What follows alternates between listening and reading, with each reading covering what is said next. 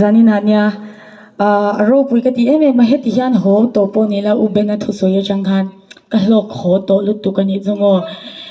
hey Christmas kan thenga Christmas kan zawa tu na kum thar kan ron ma chon do na December chuk ni la vo in thleng po ka ru ala ren chu ala ngai renga chu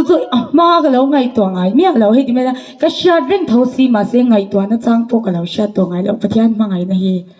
awan ro pui da tiro zanina ka zai the san su pathian min mangai wang leo leo ni zanina helai muna kan chut khom the san su pathian in min la mangai wang leo leo ni he khove lai purpose na in min siama tiro he mi hianin I thi chung chang an soi te hianin khlau lo ka ti shina asan su he khove la hian pathian in thil ti turin min dina he ka kan purpose kan len ma lo chang kan bo ra li ring lo ni hallelujah chu wang chan zanina hian pathian mangai na hi a ro pui em ente pathian ya mi chapo te enga tan ma lo ti lo ni zo a tlom ngam te nu na pya hen lo in lar chin a zir tir te zong zong po khap I swa la ka tlom fi kan ni chu mo hallelujah ram ro puile leila chutheng an tlom fe ka hun ara langa ti I swa hi kan hai fo chin mana I swa pian la ya kho chak mi fing te po han I swa han hai ni chu atan chu wana ar sin huwa ar si khan zuin zuya herodai nam lu te an tum lo na man lu dei ni chu a than chu I swa le van lal ber kha chu mun ro pui dewa mun nuam dewa pian khan lo ringa ma sen lo ring swala ni chu mo chu tia cha ke ni po I swa he I die ka soyang khoilai mun nuam tak tak ka mo mun hlim tak tak ka mo I swa kan chu hian hlim deuh turanga in ngai na te nuam deuh turanga in ngai na te mal som na zong zong min vuranga chu thiam ke tiang chang ka omanga kalaranga ani lo pon hey khatiang angai to na kha kan nei thina ni chu ma se lo ni lo I swa kan he na ro nin puan chu he thil tlom te mang te kan shat ke ma ni puna kan oi phak lo lama chen ro nin puang chin ma za na chon tlem te minute khat cha ka senga he bagi chance kan I don si lo khatla sonin I ni kan holam pangi rongbol holam thau kan nya o kan holam pangi motorin kan tlan the chan office bula hian me che pahati alo chapani chu khatia nu tling chap tan na na chu kalsan ka harani aruye ruilawe kan shelo ma se kan dinga ka va phe ani chu chuanin khanu ha alo chapa ma se ka va nim khan zu kha lo in ti ka sha ka ngai to na chan azu in lung pom enge moni travel mai tore mo katia amai ro chu ka zot ta nga tinge a hona turi ni yem khoi venge ni kan ta veng chu ka soilonga kan lo tha don che mi I he ta nga kan ni thawa ka ka nawin min nga ka so la chan phone a bia a ti ni chu chumi no anunga I tui kwala lo nu na de khamin muwa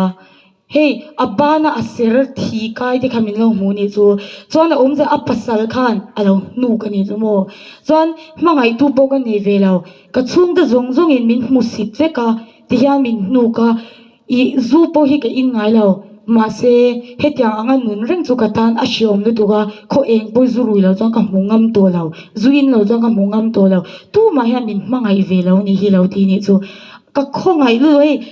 ti mai la va soi tur te thil va pek tur te poisa va pek tur te kha ka nei lo ma se ka shil thei chen chu pathian mangai na kha ni hallelujah alu chunga kut ka ngada pathian mangai na thu ka shila hallelujah khami changani a ke chuma te tu man min mangai ve lo pathian pu hian min mangai ve chang lo athan chu ka om dan zong zong in mangai tak ka ni lo lo ma ti ma se kan sul hu po chui ve lo pathian min mangai ni isai le ka bua khan me chia in arila ra fashion nge chu khongai lo na wangin akal san them theye ani chan the ni the ma se ke chang ka kal san ngai lo wang che di hallelujah hele kan ngai to the china chan nu ina fa te mangai na tuka mangai na sa hi omai lo an ti chin ma se chu po chu bible chan na thei ati tlat ma se pathian cha ka kal san ngai lo wang che ti hallelujah a mangai na i zaw lu tuka mo chu wa chan zani na hian ke ma chu in ga zai do lawa kan zawa in pathian mangai na ro pui ze puang hawang o lal pa ro pui nan